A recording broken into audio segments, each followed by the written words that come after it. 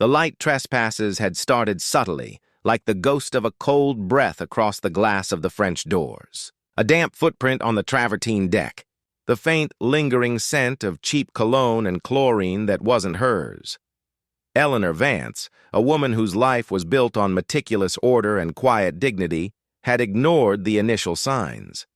She had retired early from her career as a corporate litigator to seek the perfect, unassailable peace of her cliffside estate in Del Mar. The 50-foot saltwater infinity pool, which spilled into a seemingly endless horizon of the Pacific, was her sanctuary, her blue shimmering testament to a life hard won. The intrusion felt like a violation of that peace, a crack in the foundation of her solitude. It was late August, and the trespassers, 3 young men barely past the age of legal adulthood, she surmised, had developed a routine.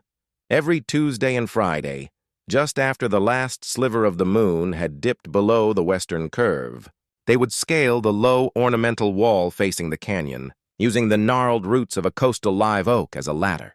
They were loud. They were entitled. And now, they were regulars. "It's not just the water, Detective," Eleanor said, gripping the phone tighter.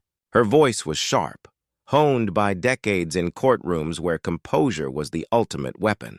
"It's the entitlement. They leave cans, they blast music. I found a half-smoked cigar floating in the skimmer this morning. They treat my property as their public amenity." On the other end of the line, Detective Ramirez sighed a heavy, bureaucratic sound that confirmed Eleanor's deepest cynicism. "Mrs. Vance, I understand your frustration. We've driven by the property at those times. They're gone before we can even get a unit near the wall. Unless there's actual significant property damage, we simply don't have the resources to stake out a misdemeanor trespass. Maybe look into a better security system? Higher walls? The walls are sufficient." "The law should be sufficient," Eleanor countered, the ice beginning to fracture in her tone. "Ma'am, they're kids. Let's not make this a federal case." Eleanor hung up before the detective could offer any more useless advice. Kids. The word tasted like ash. They weren't just kids. They were 3 acts of deliberate disrespect, each one eroding her sense of safety. The polite route had failed. The law was apathetic. The police saw a rich woman complaining about teenage antics. Eleanor saw a fundamental breakdown of justice, a challenge that demanded a response proportionate to the offense, not the legal statute. The escalation that changed everything happened on a Thursday night, a bonus intrusion. Eleanor was woken at 1:17 a.m. by a sound that wasn't splashing. It was a loud, cracking thunk followed by hooting laughter. She slipped out of bed, adrenaline pumping a cold, clear stream through her veins. Moving silently, she looked down from her bedroom window, overlooking the illuminated pool deck. The 3 young men were there. Leo, the leader, all sun-bleached hair and swagger, was standing by the pool's centerpiece, a marble statue of Neptune that had belonged to Eleanor's grandfather. It was an antique, heavy, and irreplaceable. Leo was using the statue's trident as a coat rack for his t-shirt. Mitch, the broad-shouldered one, was balancing precariously on the statue's marble base, mimicking a dive. "Hey, careful, man," the third boy, Chloe, said nervously. "Relax, it's just a dumb rich person statue," Mitch scoffed, leaning back and tipping the marble slightly. "This thing's probably fake anyway." It was not fake. It was Italian Carrara marble, and the base was already developing a hairline fracture from weeks of abuse. As Eleanor watched, Leo snatched a poolside cocktail glass, an expensive crystal tumbler she sometimes left out, and smashed it against the base of Neptune. Smash. The sound was crisp and final, an exclamation point on their disregard. "Party cup's broken," Leo slurred, wiping his hand on the marble. "Time for a midnight swim." Eleanor felt something cold and heavy settle in her chest. This was no longer teenage mischief. This was vandalism, disrespect, and willful destruction. She was being mocked on her own land. She did not go downstairs. She did not yell. She did not call the useless police again. Instead, she backed away from the window, pulling the silk robe tighter around her. Her face, usually defined by gentle laugh lines, smoothed into a mask of pure intellectual calculation. The game had changed. They had forced her hand, and now the stakes were no longer about a few damp footprints. They were about sovereignty. The next day, Eleanor did not contact her landscapers to patch the wall. She contacted an old friend, now a retired chemical engineer, a man named Dr. Silas Kroll, who owed her a favor, a very large favor, from a decade-old merger case. She drove to his warehouse near the docks, an oily, rust-colored structure that smelled of solvents and ozone. Silas, a man whose glasses perpetually slipped down his nose, looked at her with surprise. "Eleanor, I thought you only dealt in million-dollar lawsuits and single malt scotch. What can I do for you?"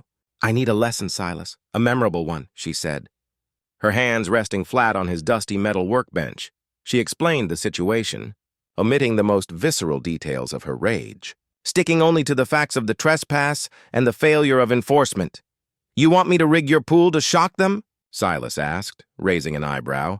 "Absolutely not. I want zero physical harm. I want consequence. I want psychological impact. They need to understand the meaning of territory." Eleanor leaned in, her voice low. "I need a non-toxic, non-corrosive, completely harmless substance that, upon hitting chlorinated water, transforms that water into the most horrifying, disgusting, physically repellent liquid imaginable. It needs to be instant. It needs to be shocking." Silas took off his glasses, rubbing the bridge of his nose. "Ah, the perfect chemical deterrent. The fear factor approach. Interesting." He started pacing the concrete floor, ticking off possibilities. "We could use harmless, highly concentrated food-grade dyes, but they'll just look like Kool-Aid. Not scary enough.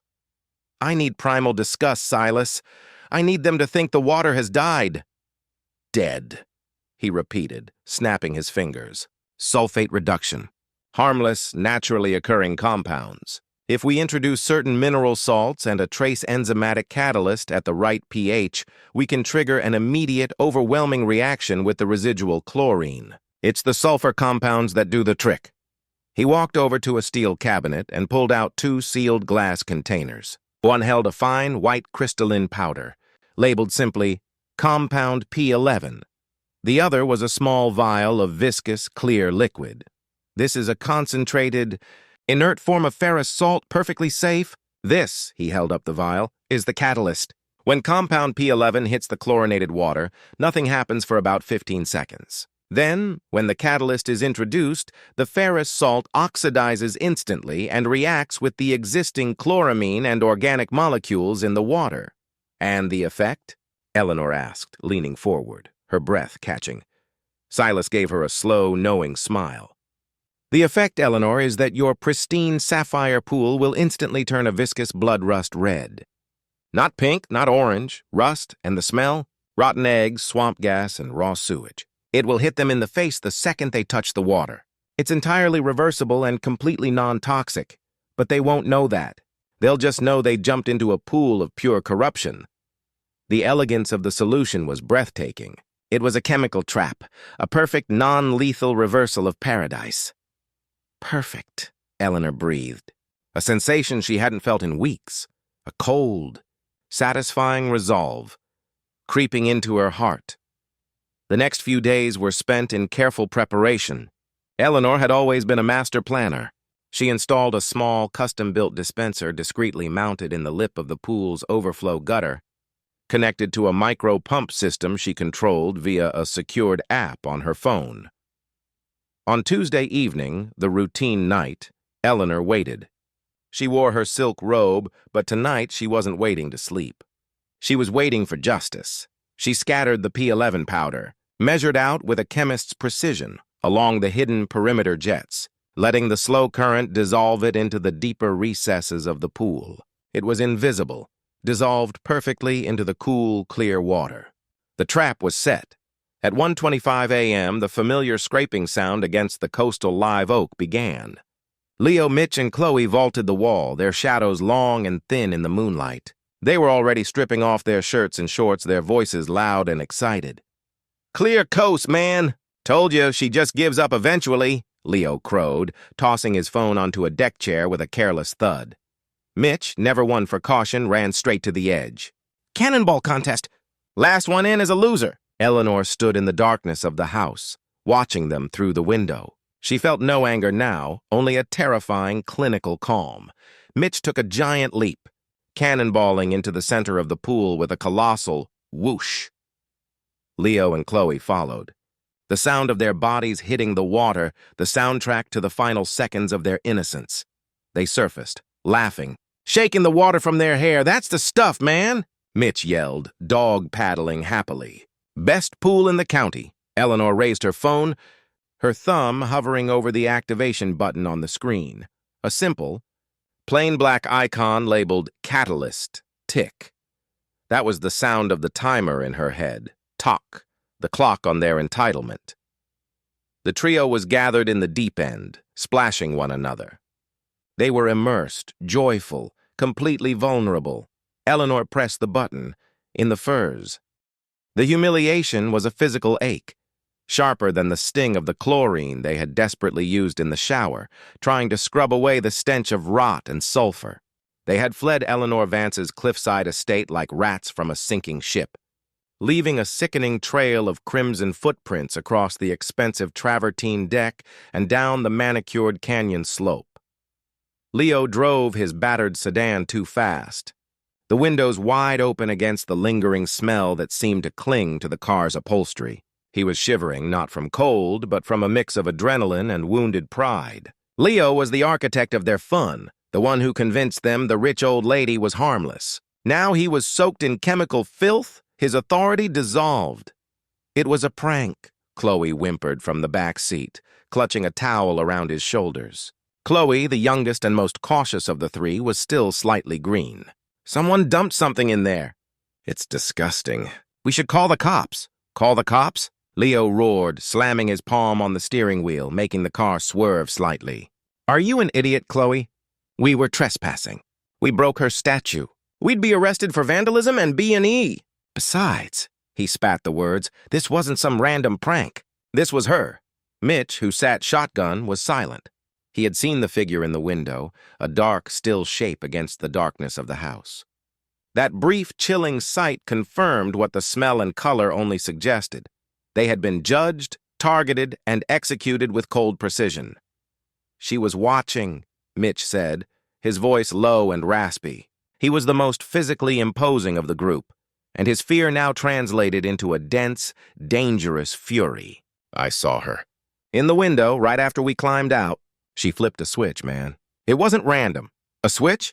Leo scoffed, though the bravado was thin. "She's an old lady. She called a landscaper to dump sewage in her pool. That doesn't make sense." "It makes perfect sense," Mitch countered, turning to face Leo, his eyes burning with the realization. "She didn't call the police, Leo. She didn't yell. She laid a trap. She used us as her test subjects. That's not a prank. That's a threat. She just showed us she's smarter than us, and she can reach us whenever she wants."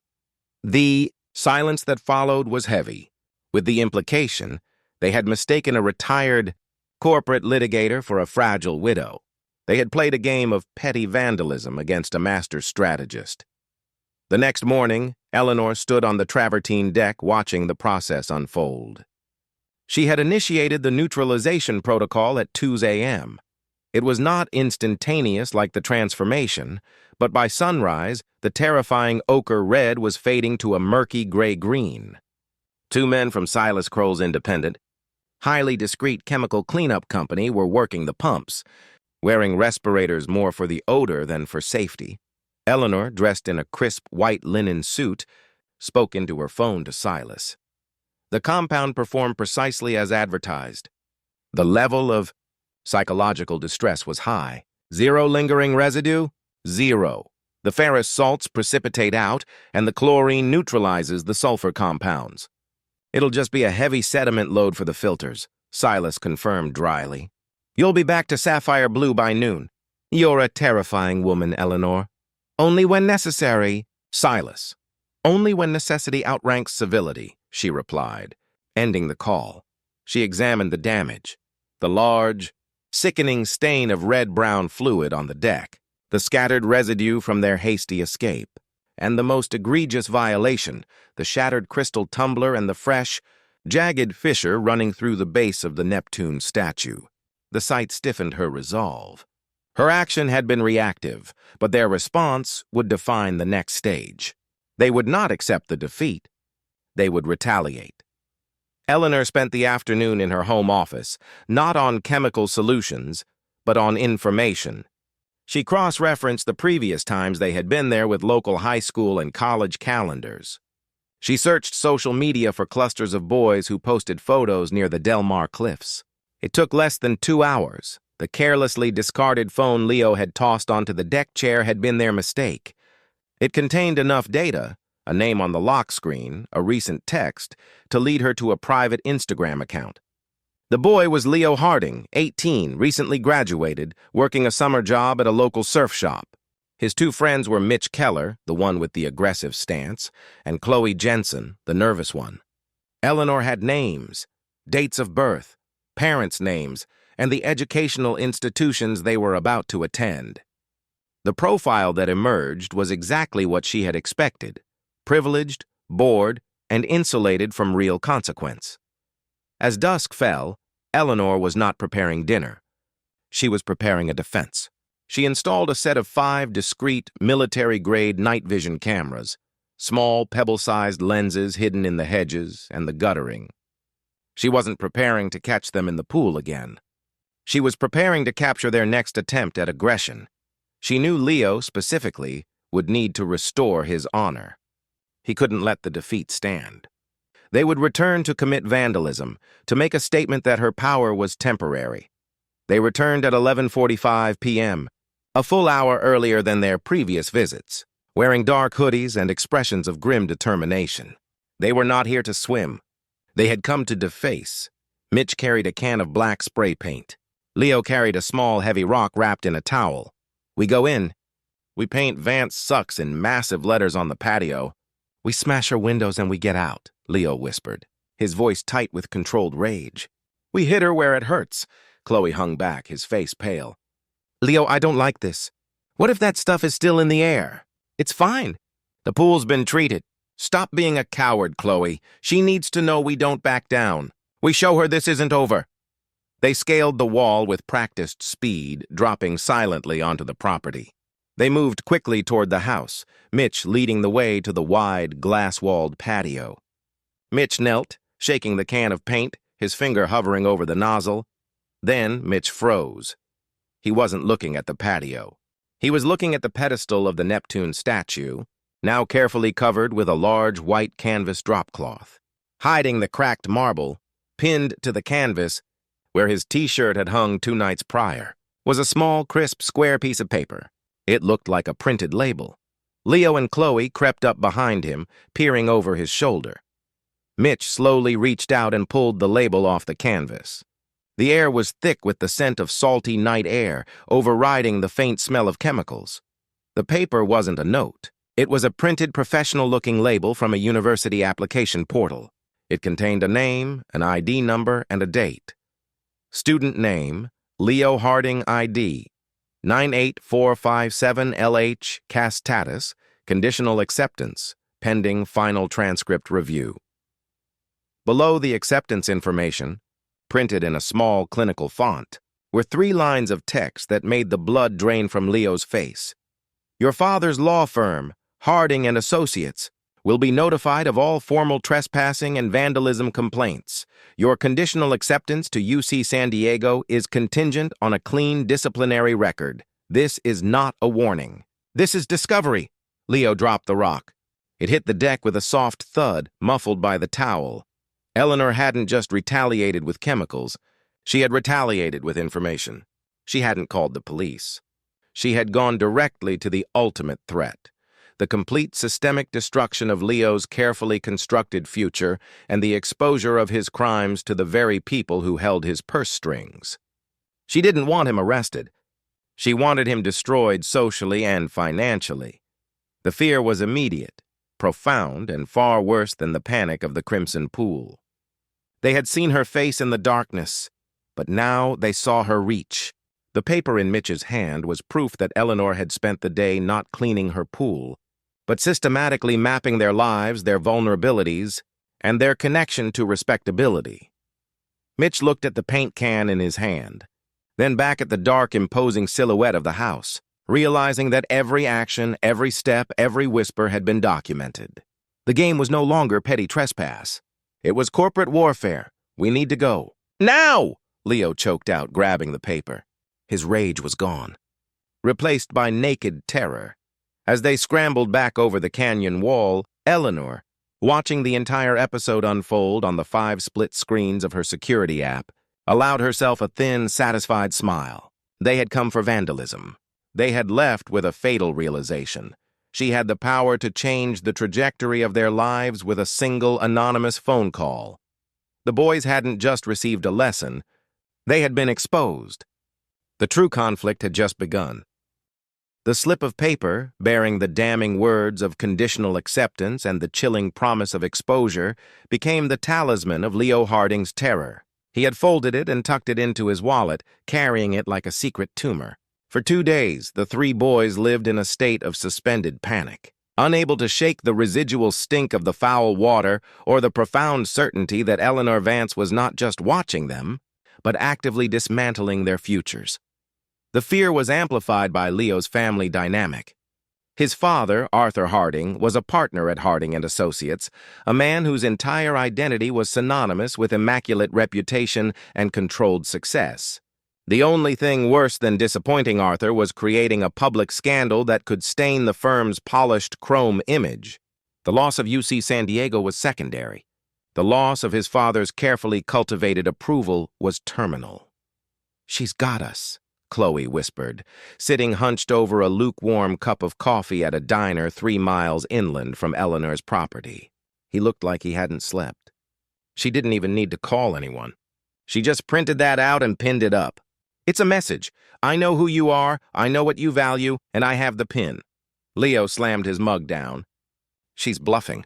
She's a rich old woman. She wants us to stop, that's it. We stop. She deletes the file." "She knows your student ID, Leo," Mitch countered, his voice rough. Mitch had been quiet, processing the threat in the language he understood.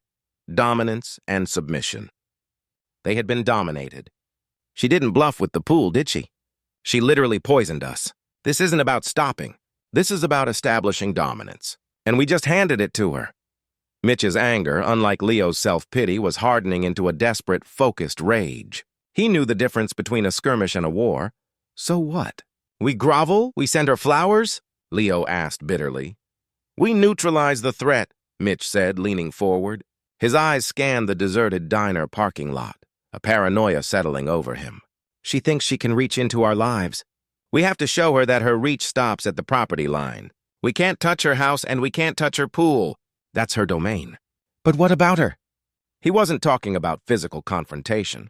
Even Leo knew that was an unwinnable, legally disastrous fight. "She's got everything locked down. Cameras everywhere guaranteed," Chloe muttered, shaking his head. "Not everything," Mitch said, a predatory glint returning to his eyes. He pulled out his phone, scrolling through local news. Eleanor Vance, retired corporate litigator. Member of the Del Mar Historical Preservation Society. Big donor to the Scripps Aquarium. Lots of photos with local politicians. She's all about respectability and community presence. We hit that. He found a photo of Eleanor beaming, standing next to a recently restored, brightly painted antique carousel that sat in the public plaza of the nearby beach town.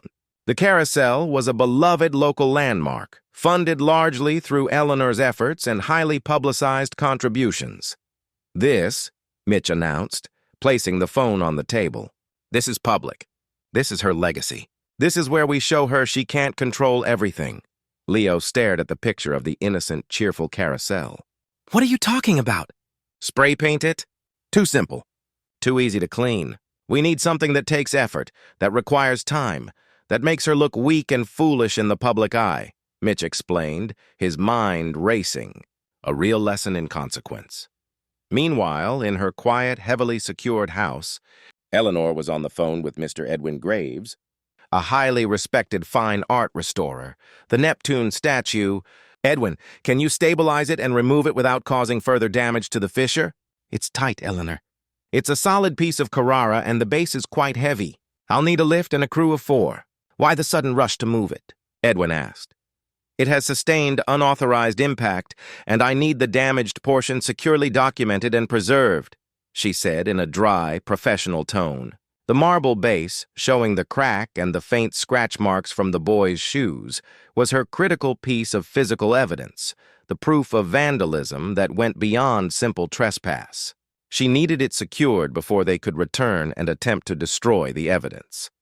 As Edwin's team worked meticulously to crate and remove the statue, Eleanor reviewed the footage from her new security cameras. She didn't see anything new on her property, but she wasn't looking for movement on the property. She was looking for patterns of absence. The boys hadn't shown up, not even for a drive-by. This unnatural silence, coupled with the magnitude of the threat she'd deployed, confirmed her intuition. They were regrouping, not retreating. She had successfully forced them out of their comfort zone, her pool, and into a corner. Now she needed to predict where they would lash out next. They would seek an action that felt anonymous yet was directly attributable, one that caused maximum pain with minimum risk to themselves. When she saw a local article praising her unwavering commitment to community heritage and featuring the bright photo of the restored carousel, the pieces clicked into place. The pool was her private domain. The carousel was her public face. The boys would target her reputation. Eleanor didn't call the police. She called the Del Mar Historical Preservation Society. "Carol, it's Eleanor Vance.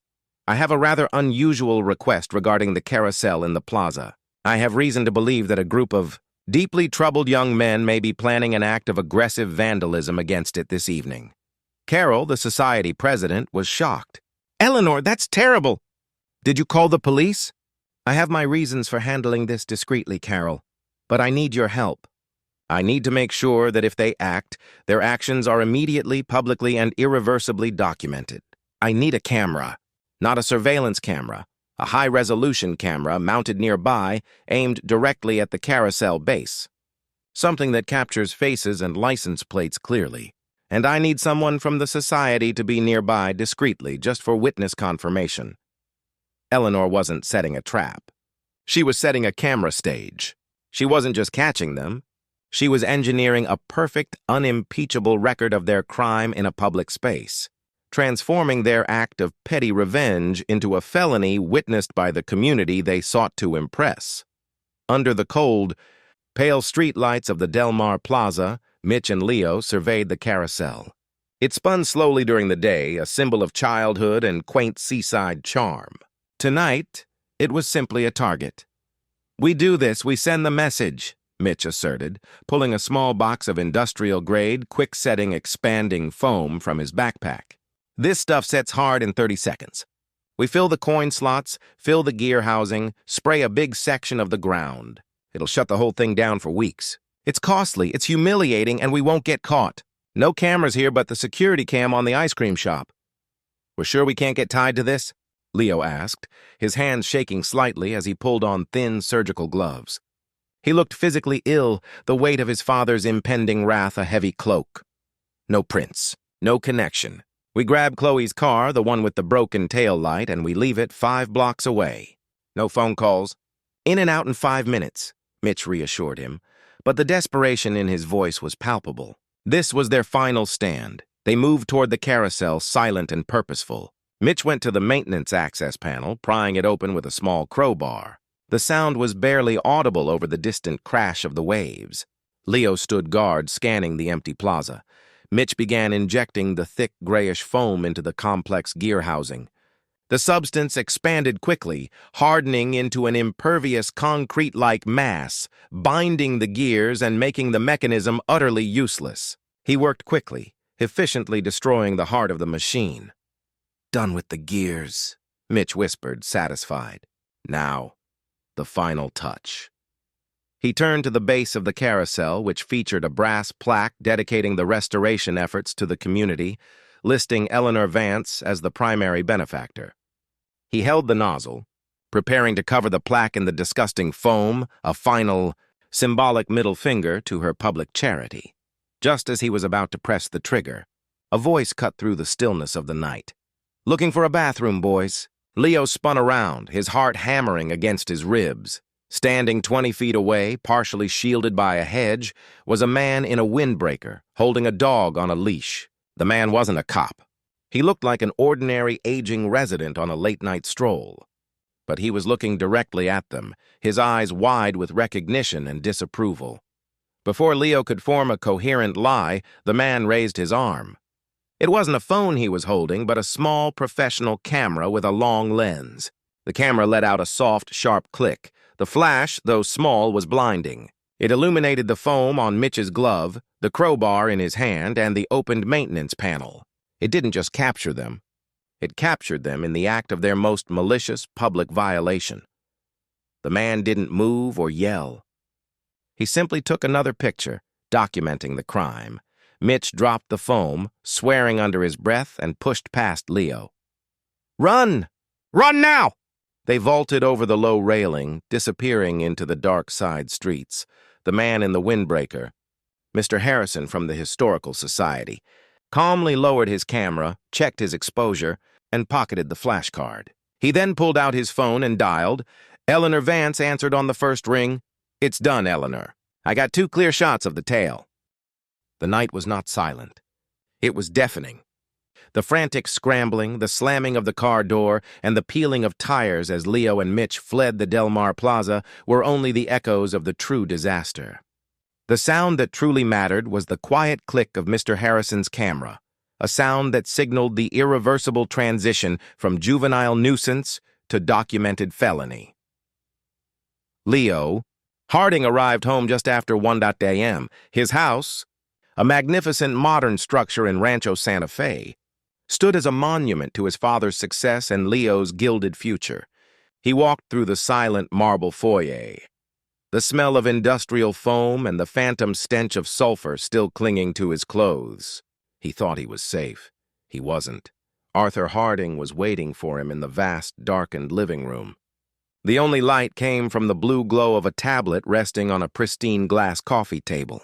Arthur, a man who built his empire on controlling narratives and projecting unflappable calm, was wearing a silk robe and staring at the screen. He did not look up when Leo walked in.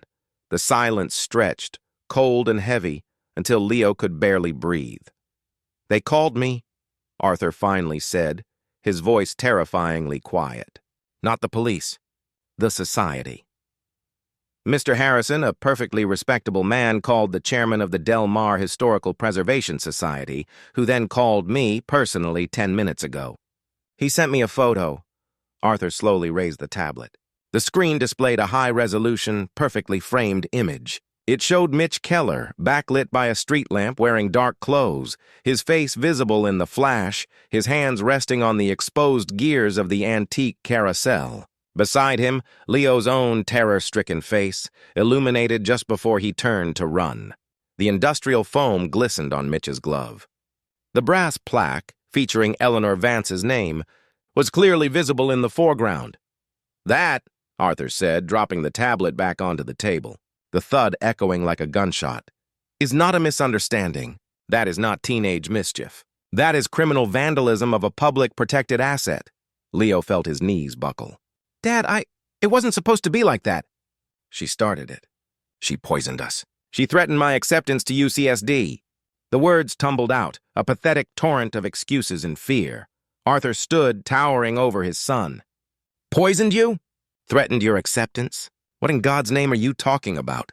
You thought destroying the property of a respected private citizen was a game? You thought attacking a public landmark was a reasonable response? She terrorized us. She knew everything about us. She left a note with my student ID." Leo was crying now, the carefully constructed facade of entitlement shattering under the weight of his father's immense disappointment. Arthur stared at his son, truly seeing him, not the future lawyer, but the panicked, spoiled child smeared with the remnants of a disastrous revenge plot. "You think Eleanor Vance, retired corporate partner and the most formidable litigator I ever faced, just casually leaves notes on her lawn? You entered into a conflict with a predator, Leo, and you brought me into the cage with you." Arthur knew Eleanor Vance's reputation. During her time at Stone and Mercer, she was known as the Ice Pick, precise, relentless, and always operating 3 steps ahead. The chemical incident, the targeted threat to Leo's university acceptance, and the perfectly documented felony at the carousel were not unconnected events. They were acts in a carefully orchestrated, non-lethal campaign of legal destruction. She didn't call the police on you for trespassing. Why? Arthur paced, his mind, accustomed to high-stakes defense, already running through the strategy. Because she didn't want a simple court fine. She wanted leverage. She let you escalate. She knew you would go public. She wanted you to commit a crime that was undeniable, witnessed, and public, because that's the only thing that could force my hand. Arthur pulled out his phone, his face grim. She has you on felony vandalism, she has the evidence of the fractured statue, and I am certain she has hours of surveillance footage of your trespassing. And she has the leverage to ruin my reputation in this community, because cleaning up your public felony will cost me millions in legal fees and political capital, regardless of the outcome. What do we do? Leo whispered, utterly defeated. We don't do anything. I do something. I go to her. And I settle this before the video of you destroying a children's carousel hits the morning news. Eleanor Vance was in her home office, enjoying a perfectly brewed cup of Earl Grey. She was not fielding calls from the police or dealing with media inquiries. She was reading the California Penal Code sections for felony vandalism, 400-plus damage, and conspiracy. When the secured line to her private attorney, Mrs. Dana Chen rang, Eleanor answered calmly. Dana, I assume this is about the matter of Mr. Arthur Harding. It is, Eleanor. He called me directly an hour ago. He is furious, but more importantly, he is terrified. He's proposing an immediate settlement, full restitution for the carousel, the statue, a non-disclosure agreement, and a hefty donation to the society. Predictable? Eleanor murmured, taking a slow sip of tea. And what does he want in return, Dana? He wants the photo, the video, the statement of the witness, everything that links his son to the carousel vandalism. He wants it all destroyed permanently. He wants to save the UCSD acceptance and, more critically, his firm's reputation. Eleanor smiled faintly, a cold, lawyerly smile. Tell Mr. Harding that I don't believe in simple quid pro quo when dealing with aggravated offense. I did not ask for this confrontation. He did, through the actions of his entitled son. I will not destroy the evidence. He won't settle if you don't destroy the evidence, Eleanor. He will deploy his own legal team and drag this into the courts for years. Good. Tell him I look forward to it. I have 3 pieces of evidence. The video of the original vandalism of the Neptune statue, the chemical residue analysis of my pool-proving targeted psychological assault, and the high-resolution photographs of his son committing a public felony. A clean slate for Leo is off the table. Eleanor stood, walking over to the window that overlooked her pool, now restored to its brilliant sapphire hue. The lesson, Dana must be taught to the source of the entitlement, not just the instrument. Arthur Harding must feel the consequences of his failure as a parent and a steward of this community. I require a meeting, tonight, here, alone, and the terms are non-negotiable. Arthur Harding arrived precisely on time, shortly after 9 p.m. He did not bring his attorney. He came in a charcoal gray suit, carrying a briefcase and a thinly veiled fury. Eleanor met him in the living room, the space silent save for the subtle rush of the infinity pool below. The room was sparse, elegant, designed to absorb sound and focus attention. Eleanor, Arthur said, extending a hand that was surprisingly clammy. I appreciate you seeing me. We can resolve this quietly, professionally. Eleanor did not take his hand. We could have.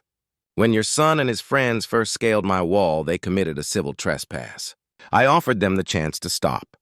They chose to escalate to vandalism, and then to a public felony. You are here because your son's actions have put your legacy, your firm, on the line. Not mine. Arthur set his briefcase down. I have a check for the full restoration of the carousel and another for the replacement of your statue. $250,000 in total. And I will ensure these boys are punished. Hard labor, community service, grounding for a year. You have my word. Now, give me the evidence. Eleanor walked over to a small antique writing desk and placed 2 documents on it. The check is irrelevant, Arthur. I want justice, not a payout. Here are my terms. She gestured to the documents. The first was a release of all claims document, professionally drafted and ironclad. It stipulated that Eleanor Vance would not initiate criminal prosecution for the carousel vandalism or the Neptune statue, provided certain conditions were met. Arthur skimmed the document, relieved until he reached the conditions: full reparations. Leo Harding and Mitch Keller must personally provide $50,000 USD to the Del Mar Historical Preservation Society to establish a vandalism deterrence fund. Public acknowledgement: Leo Harding must personally and publicly publish an apology and statement of responsibility to the society and the community. This statement must be signed by Arthur Harding, guaranteeing its sincerity. The final condition. Arthur's eyes froze on the last point, a gasp of pure shock escaping him. Eleanor's final condition was not about the money, or the public apology, or even the evidence. It was about power. The final term, printed in cold, unambiguous legal language, demanded a sacrifice that went straight to the heart of Arthur Harding's power structure. He read it again, his face draining of color. Mr. Arthur Harding shall immediately and permanently terminate his relationship with the University of Southern California, USC School of Law Board of Governors, effective within 7 days of the signing of this agreement. All future fundraising and political influence must cease. Furthermore, Mr. Harding must publicly recommend that all future philanthropic efforts by Harding and Associates be directed exclusively toward community initiatives promoting equitable access to private facilities and resources for at-risk youth. Eleanor looked at Arthur, her expression utterly neutral. You gave your son the arrogance of untouchability, Arthur. That arrogance came from the perception of your untouchability. I am removing your most prized lever of influence in the legal community. You will feel the... Arthur Harding walked back into his magnificent home an hour before dawn, a ghost of the man who had left. The briefcase, which had contained $250,000 in checks, now contained only the signed release of all claims and a defeated silence. He had traded a decades-long position of prestige and influence, a crown jewel of his professional identity, for his son's clean record. The price was not merely financial, it was existential. He found Leo exactly where he had left him, sitting on the floor in a stupor of fear. It's over. Leo, Arthur said, his voice flat, devoid of the familiar judgmental edge, replaced by a deep, terrifying weariness. You will not be arrested. Your conditional acceptance stands, but you will not recognize your life by the time the summer is through. Arthur explained the terms with clinical detachment, the $50,000 reparations fund, which would drain Leo's trust fund for the next 2 years. The public acknowledgement, which would require Leo to write and post a statement of profound personal responsibility for the vandalism. And finally, the moral cost, the dismantling of Arthur's USC position, and the redirection of the firm's entire philanthropic budget. You took a public asset and tried to destroy it, Arthur concluded, staring at his son. And Eleanor Vance took your father's private asset, his power, and destroyed that instead. You both pay the price, but you, Leo, will now be tasked with rebuilding in the spirit of her demand. The immediate consequence was the hardest to bear. Leo had to face Mitch and Chloe, not as the charismatic leader who promised fun, but as the defeated pawn whose father had capitulated. Mitch, furious and feeling abandoned, cut him off immediately. Chloe, whose parents were not wealthy enough to be blackmailed, found himself terrified of Arthur's immense displeasure and vanished back into the obscurity of his summer job. The trio was broken by the sheer targeted pressure of Eleanor's attack. The public acknowledgement was posted online 3 days later. It was clinical, contrite, and signed by Leo. Arthur ensured the language was humiliatingly specific, admitting not only to the carousel vandalism, but also to the pattern of petty trespass and disrespectful conduct that preceded it. It went viral locally, generating hundreds of comments, mostly aimed at the entitled Rancho Santa Fe brats, who thought they could ruin the community's treasures. Leo became a local pariah, the face of privileged failure. But the true, deep-seated consequence began a week later. The Del Mar Historical Preservation Society, using the Vandalism Deterrence Fund established with Leo's $50,000, launched a new initiative. the restoration of shared space. And by order of the court settlement, Leo Harding and Mitch Keller were required to complete 400 hours of court-mandated community service, starting with the cleanup of their own crime. They stood in the plaza, wearing thick work gloves and reflective vests under the merciless California sun. They were tasked with the meticulous, back-breaking job of chipping, sawing, and sanding away the hardened industrial foam from the carousel's gears and exterior. Tourists and locals, armed with cell phones, watched. Children who had been waiting for the carousel to reopen pointed and giggled. The humiliation was relentless. Every aching muscle, every blister, every public whisper was a reminder of the night they had mistaken a private home for a public playground. Eleanor Vance watched the progress from a high-floor window of a nearby cafe, sipping a limeade. She wasn't gloating. She was simply observing the completion of the contract. The carousel restoration was a matter of public record. The dismantling of Arthur Harding's power was a private satisfaction. Then, she drove to the next phase of her plan. The final term of her settlement with Arthur Harding hadn't just removed him from the USC board, it had mandated that his firm's massive philanthropic efforts be directed exclusively toward community, initiatives promoting equitable access to private facilities and resources for at-risk youth. Eleanor, using her connections at the local nonprofit Safe Harbor Youth, announced the first major project funded by Harding and Associates, the Equitable Aquatic Access Program. The initiative was simple: to provide supervised, scheduled access to underutilized private pools in the Del Mar and Rancho Santa Fe areas for underprivileged youth groups during the hot summer months. It was a pool-sharing program. It was a lesson in the difference between taking and earning access, and the first private pool to sign up as the flagship facility for the new, heavily publicized initiative, Eleanor Vance's. She stood on her pristine pool deck one afternoon, wearing a simple linen dress, as a bus carrying a dozen energetic, excited teenagers from Safe Harbor pulled up her driveway. They were here with supervisors, with permission slips, and with earned respect. The water, sparkling sapphire blue, looked impossibly inviting. The Neptune statue, now carefully repaired and reinstalled, watched over the scene, a silent sentinel of restored order. Leo Harding, halfway through his 400 hours and currently sanding a wooden horse on the carousel, saw the news report on a public TV screen in the plaza. He watched the footage, the joyful shouts of the teens splashing in the pristine water, the supervisors thanking the generous and community-minded Eleanor Vance, and the footnote stating that the program was supported by the new Harding and Associates Community Fund. The irony was a physical blow.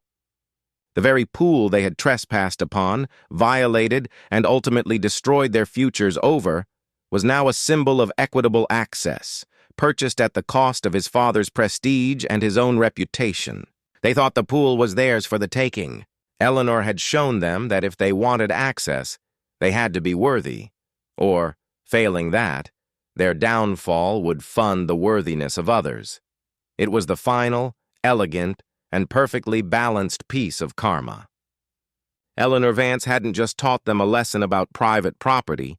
She had taught them about the true price of entitlement, using their destruction to fund the dignity of others. The water was no longer hers alone. It was the community's, but only through a gate that required respect and a price that had been paid in full. The trespassers would never forget the woman who took their future to save the pool for everyone else.